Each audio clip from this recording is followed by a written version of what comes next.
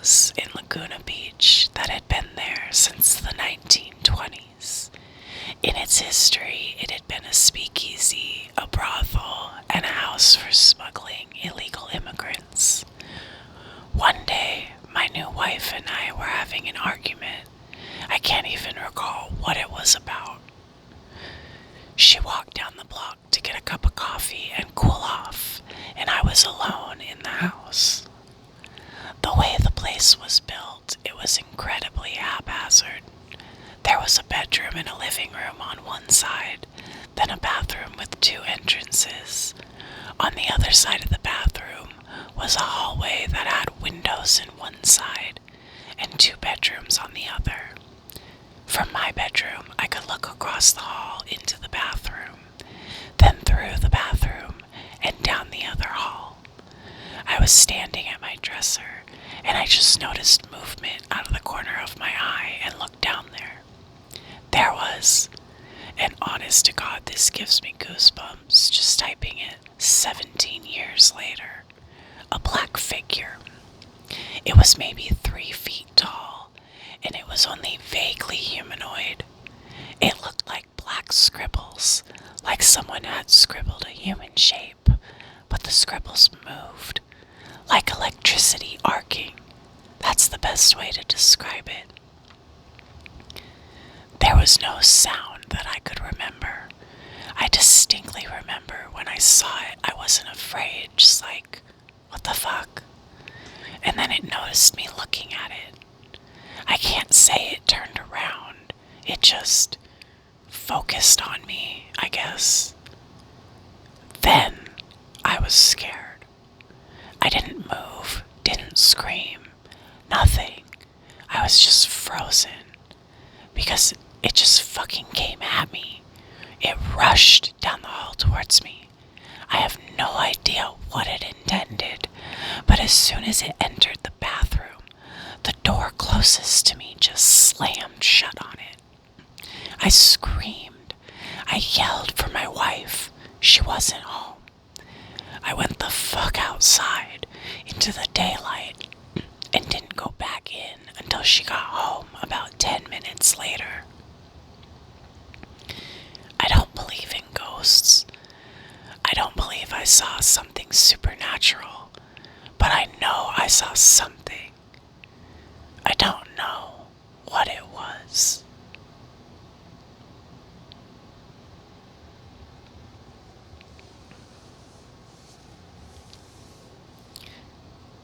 The princess. How did the princess take control of our message board, if only for a few seconds? It didn't make any sense. Our message board wasn't a video game. Our message board pulled all its information from the internet. The princess was already inhabiting a game at the same time. All the rules we thought we knew, all the things we thought kept us safe had failed us.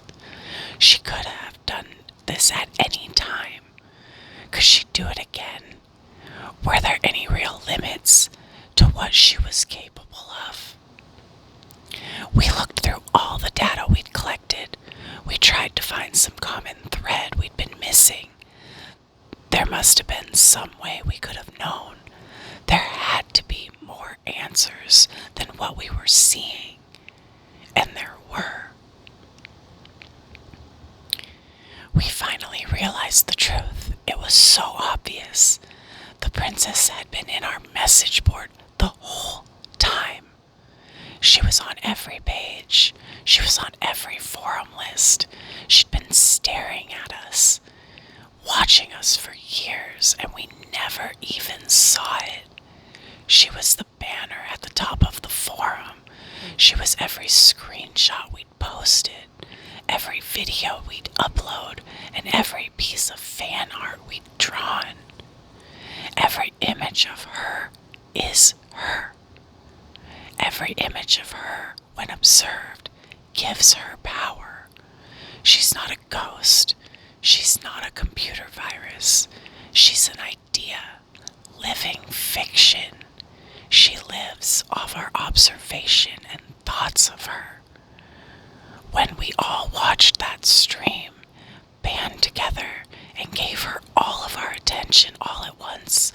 We made her more powerful than she'd ever been before. We made her strong enough to manifest through the images we'd post on our message board and speak directly to us. We took down all the images. From what we speculate, it's enough to simply never look at them again. But we deleted them all just to be certain. However, it may already be too late for us. I've been losing contact with other members of the society. I can't tell if something's happened to them or if they've simply gone into hiding. But at this point, only a fool wouldn't consider the worst case scenario. I'm not completely heartless. I know she's fighting for her survival now. For her, being forgotten is death. She does what she does in the hopes of keeping her memory alive. To the end, perhaps telling her story to the world is a small act of mercy. Maybe the thoughts I've lent her will ease her pain somewhat. I don't know, but either way, that isn't why I wrote all this. What I have told you could put you in great danger, but it could also save your life.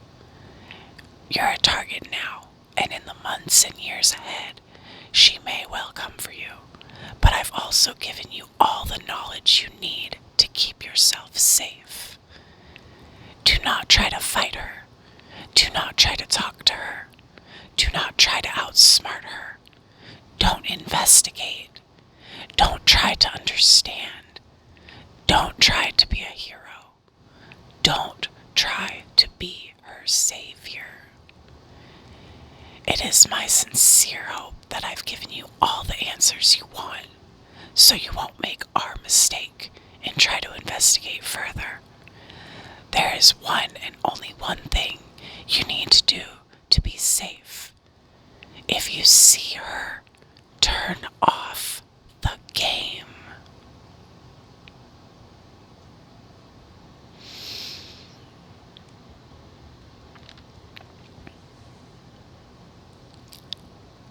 The photograph. My friend took this picture of his cousin in their new house. He says it was just the two of them, but that's not what it looks like.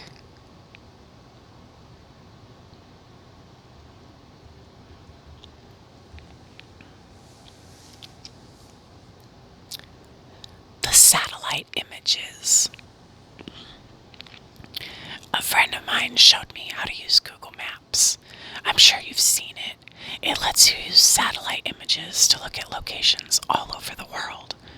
A few years ago, I was in a car accident. Since then, I really don't leave the house that often. It's difficult, and the idea of seeing a car drive by me makes me feel lightheaded. I was fascinated by the fact that I could see all over the world, almost like being there. I could virtually walk down the streets, and it almost felt like I was really there. I became instantly hooked. It gave me a real eye on the world. I could go almost to any major city, and I did. I'd seen streets in China, Japan, Germany, and England. So many places. I'd even gone to tourist attractions like the Great Barrier Reef and Dracula's Castle.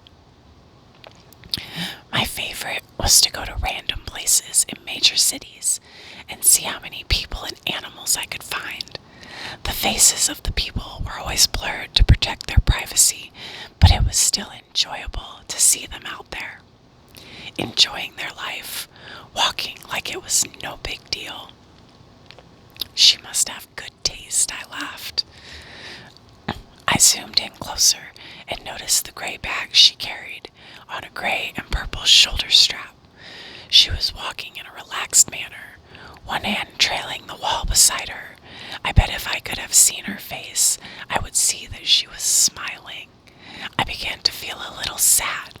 I let my hands fall into the arms of my wheelchair and looked at her for a minute more. I wished that I could be there, walking so carefree with her. That wouldn't happen, though, until I died. I was stuck in this chair. I sighed and zoomed out of Tokyo. Enough of this for tonight. I turned off the computer and went to bed. I got up early and decided to look around Paris. Paris was always fun. I liked the look of the city with all of the old, beautiful buildings and so many people to watch. I randomly zoomed to an area. I saw a street lined with old brick buildings, a few small shops, and an old tan brick church. Ahead was an intersection, and dozens of people walked by. A balding businessman walked quickly past, looking back at an old woman, hair covered with a scarf, carrying a large purse. A curvy woman in black pants that were too tight stared into a store window, and two women led a group of small children around a corner. I spun the view around a few more times and then saw something peculiar. Sitting on the bench at the bus stop were two people. One of them was a young woman with her feet stuck in front of her in a relaxed manner. She was wearing a pair of red sneakers, like my own. I was startled for a moment as I noticed the black pants, white t-shirt, and black hooded jacket. Her dark brown hair was tied loosely behind her head. A gray bag sat on the bench beside her, the shoulder strap hooked over her shoulder. This is crazy, I thought. It can't possibly be the same woman. This is a different country, different continent even. How could it be her? That was stupid. It wasn't as if these were live photographs. They were taken ahead of time and then stored. It's not like she was in two places at once. She could just be a traveler. Besides, without seeing her face, it was impossible to tell if it was the same person. Brown hair was probably the most common hair color in the world. Those red sneakers were something I purchased online. I'm sure a million other people did too. I shook my head and went to fix some lunch. When I got back online, I decided to look at Berlin. I picked a random street as usual. It looked pretty empty. There were brick buildings lining the streets, looking more like factories than anything else. There were also empty lots full of long grass and piled gravel. There wasn't much to see at all. There was a line of motorbikes and a car with two German flags sticking up from it. After more searching, I found one kid. He looked like he was dressed for school, a jacket thrown over his back. He was intently looking at some kind of mobile device. I was disappointed. I started to leave, but then I caught something out of the corner of my eye. I turned the view, and there they were, those damned red sneakers. She was standing on a street corner next to some kind of signpost. She had a hand on the post looking down the street as if it were waiting to cross the street. I stared in shock. How could she be there too? Even if she was traveling, there's no way I wouldn't find her every time. Even finding her in Paris would have been one heck of a coincidence. But this was crazy. This was some kind of joke. Had Google decided to play a prank on its users that used their product so much, it would have been a great joke. I did a quick search looking for a note about a woman that showed up like Waldo. There was nothing. I looked through articles on strange things you can see on Google Maps, but none of them mentioned the woman that travels the world with you. This was crazy. Had my self-imposed isolation driven me mad? Had I become so lonely that I created a hallucination for myself? Leaving the Berlin image on my screen, I sent a text message to a friend, asking him to look at the locations. I asked him if he saw the same woman. Then I waited, hand sweating, heart thumping in my chest. I jumped when my phone beeped with a return text. 10 minutes later, the text read, "I see the lady you're talking about in Berlin. I don't see her in Paris or Tokyo. Is this some kind of game or what? Are you okay? I didn't respond, instead returning to the locations in Tokyo and Paris. There she was. She was there, but it was different. She no longer sat on the bus stop bench. In Paris, she was standing in front of it, looking for something in her bag. In Tokyo, she was blocks away, squatting down to pet that calico cat. I shivered. Who was she? What was happening? I switched the map to Brussels. It was another city street. It was lined with old-looking buildings with shops on the ground level and what I guessed was apartments above. I quickly scanned the streets. They were empty, other than a stocky woman in a bright blue sweater. I did a second sweep. She wasn't there. I sighed in relief. I couldn't believe I was getting so worked up about this.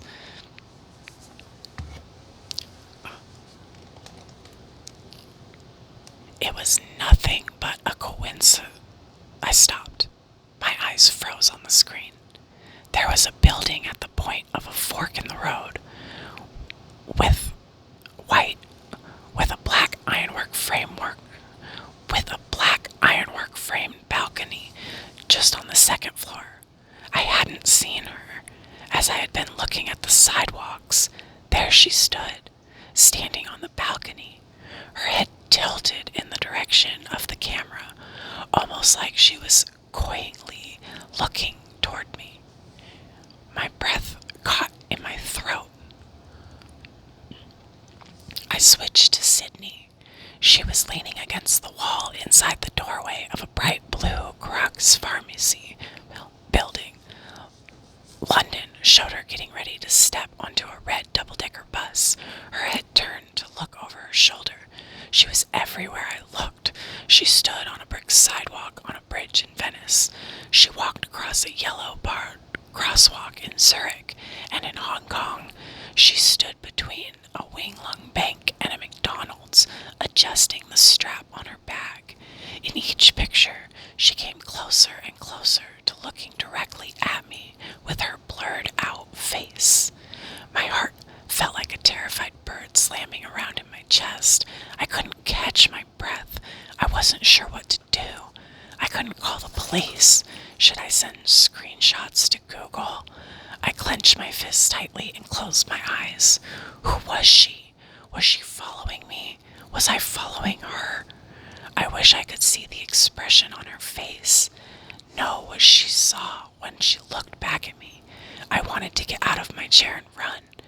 Why is it that the only thing that made me feel free again was the thing that made me feel even more trapped? I had to know. I typed the name of my town and zoomed into a random street. It was a couple of miles from my house. The gates to the city park were shown in the clarity of daylight, despite it being night here. There she was. There she was. She was only a few miles from my house, standing under the ironwork arch that stated the name of the park. She looked directly at the camera, directly at me. I felt like I might throw up. She was near me, and she was watching me. She was coming for me. What did she want? I typed the name of the apartment complex where I lived. I could see the outside of the building. The parking lot was full of cars, and there were a few blurred-out children on the playground. I searched everywhere for her. She wasn't in the parking lot or on the sidewalks, not hiding between the buildings or standing in the playground. I even scanned each of the cars, behind the bushes, and each of the blurred windows. She wasn't there.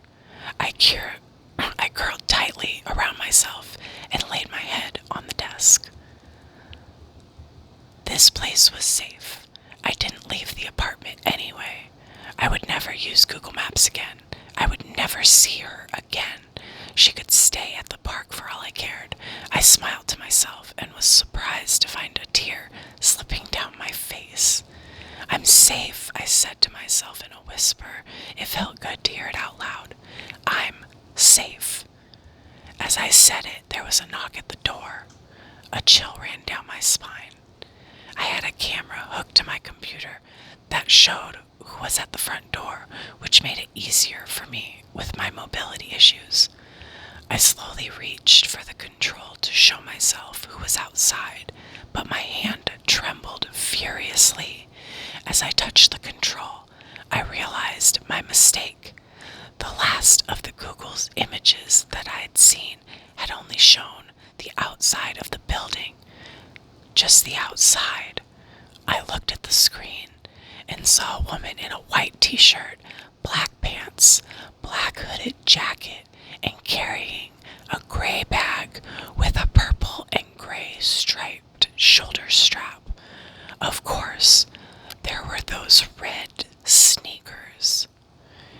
She looked directly at the camera, her face still a complete blur. As I tried to stifle a scream, she raised a hand and knocked loudly on my front door. Some of those were actually pretty freaky. I hope you enjoyed that. I know they were longer stories and I did slip up a few times. I just need to practice a little bit more, and that's what this is for. So, look forward to my next video. I hope